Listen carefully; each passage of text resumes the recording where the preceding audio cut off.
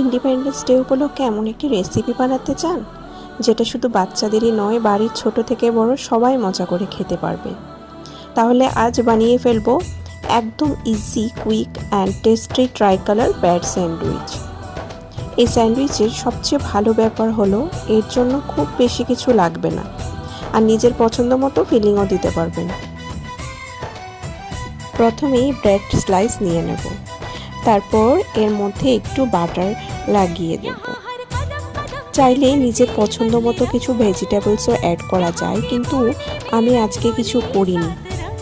আর এখানে আমি এখন একটু ছানা ইউজ করছি, এটাতে চাইলে আপনারা চিজও অ্যাড করতে পারেন, কিন্তু আমি যেহেতু একটু হেলদিভাবে বানাচ্ছি তাই আমি ঘরে বানানো ছানাই ইউজ করছি।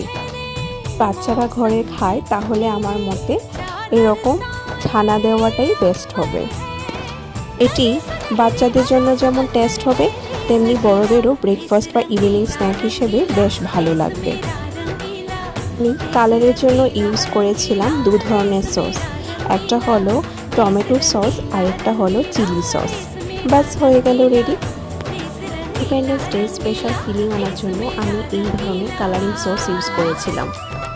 বড়দের ব্রেকফাস্ট হোক কিংবা বিকেলের টি টাইম স্ন্যাক হোক, এই স্যান্ডউইচ কিন্তু ছোট থেকে বড় সবার জন্যই পারফেক্ট। যেহেতু খুব সহজে এবং অল্প সময়ে তৈরি করা যায়, তাই ইন্ডিপেন্ডেন্স ডে স্পেশাল দিনে বাড়ির সবাই মিলে এটা বানিয়ে নিতে পারবেন। সুন্দর, খেতে টেস্টি আর বানাতেও সুপার ইজি। তাই এবারের ইন্ডিপেন্ডেন্স ডেতে একবার এই স্যান্ডউইচটা অবশ্যই ট্রাই করবেন। Happy independence day. জয় হিন্দ।